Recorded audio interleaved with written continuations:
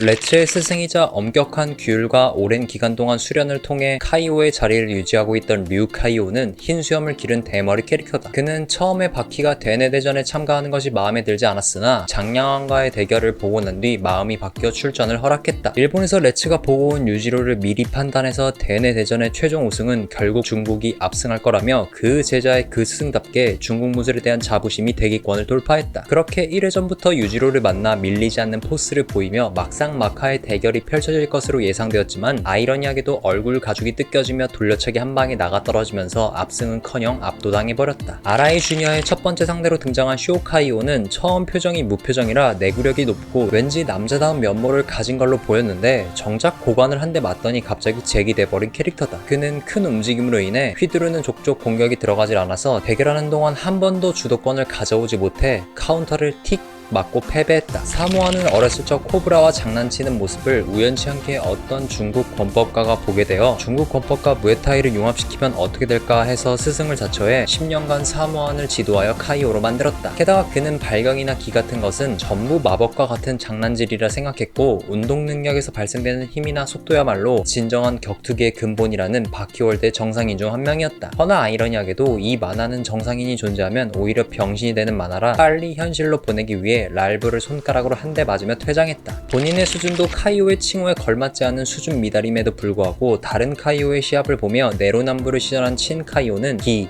권, 배지를 이용한 삼위일체 유파인 사막권을 쓰는 캐릭터지만 대결 도중 샤크의 침리전에 당해 한순간에 어깨가 탈골되어 패배했다. 시작하자마자 아라이 주니어에게 레프트 훅을 맞고 얼굴이 찢어진 한 카이오는 권투를 스포츠이자 손만 쓰는 불안전성에 대해 이야기하며 발기술이 더 우월하다고 주장했는데 멀리서 보고 있던 바퀴의 명대사 중 하나인 그렇게 생각했던 시기가 저에게도 있었지요 라는 대사가 플래그로 세워지면서 동시에 대지를 박찬 펀치 두 방에 무너졌다. 병신. 우와 엄청난 악력이다 를 들으며 등장한 손 카이오는 7년 동안 손에 낀 반지 10개를 전부 봉인 해제하며 싸움을 시작했다. 시작부터 레츠가 악력 대결로 끌고 가자 자신있게 붙었는데 정작 일본의 카드 뭉치를 손가락으로 뜯어내는 악력을 가진 야쿠자보다 더 약하다는 개무시를 들으며 기절했다.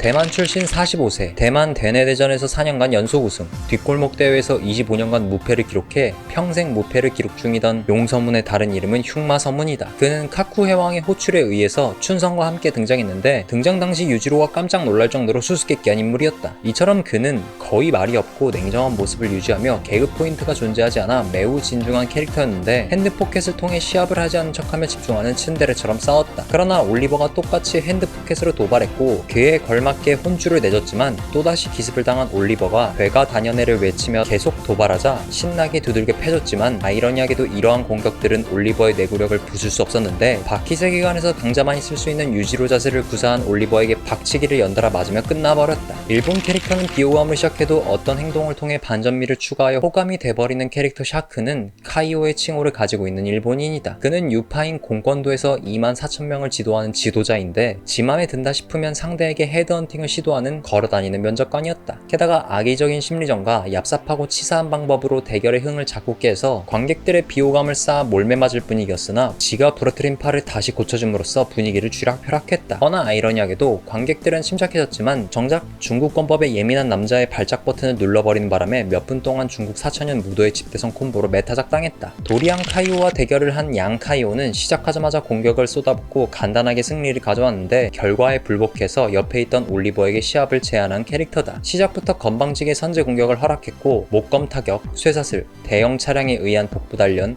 구식 대포에 의한 단련 등 일명 고기방패 훈련을 통해 다이아몬드와도 같은 내구력을 자랑했는데 정작 올리버의 완력에 의해 척추가 부러지며 그의 몸은 인공 다이아몬드라는 것이 들통났다. 맞아? 중국 대 연합군의 대결로 바뀌었을 때 새로운 두 명이 추가되었는데 그 두 명 중 한 명이 카쿠 춘성이다. 다른 별명으로는 광마 춘성으로 알려져 있는데 미친 야수로서 그는 시합 전부터 상대를 손쉽게 이길 수 있다는 자신감을 보였다. 또한 시합 직전에 바퀴를 보며 위대한 아버지를 둔 인간들의 동질감을 혼자 느끼며 싸움에 임했지만 정작 카운터와 어퍼 그리고 왼발 돌려차기를 맞아 2초 만에 머나먼 세계로 날아갔다. 복싱을 개무시했던 한 카이오의 동생인 리 카이오는 양의 독수를 가지고 있던 바키의 의사 선생입니다. 독에 중독된 바키에게 얻어터지며 격의 차이가 날 것 같았지만 이것은 역으로 독을 퍼뜨리는 작전이었고 이후 원사이드하게 몰아붙이며 바키를 죽음으로 끌고 갔다. 그러나 리 카이오의 독수로 인해 해독작용이 되어 바키의 몸은 원래대로 돌아왔고 분위기가 반전되면서 승부가 나버렸다. 이때를 기점으로 죽어가던 바키가 레츠의 음식과 디저트가 더해져서 개같이 활부 한마바키 활부가 될 수 있었다. 끝났다.